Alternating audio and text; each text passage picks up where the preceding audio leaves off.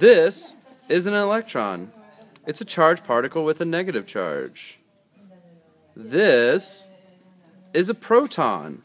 It's a charged particle with a positive charge. And an electron and a proton together make up a hydrogen atom. Other types of atoms have different numbers of electrons and protons. Now we're going to take away the charged particles for a moment and talk about the electric field. This arrow represents the electric field at one point in space. The electric field is a measurement which tells us how a positively charged particle would get tugged if there was a positively charged particle there.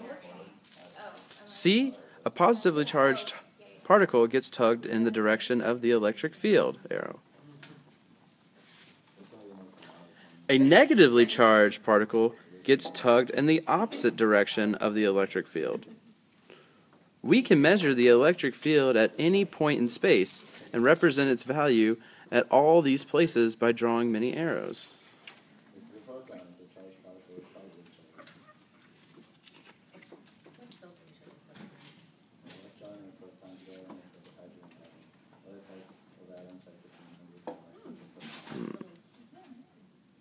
Some places the electric field may be 0. This means that charged particles at this place won't get tugged at all.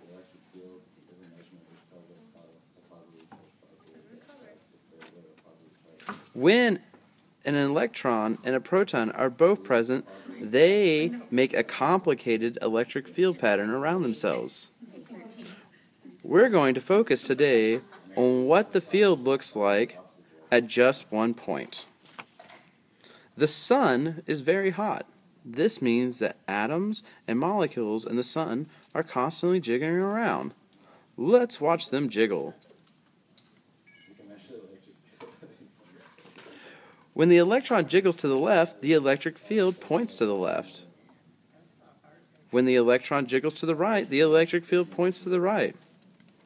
So when the electron jiggles back and forth in the heat of the sun, it makes an electric field that oscillates back and forth, left to right.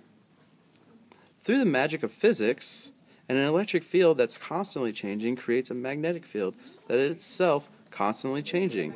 Here, the magnetic field that is just below the electric field will first point up off of the table and then down into the table. And then this magnetic field causes the electric field just above itself to start waving back and forth. This is how light is created.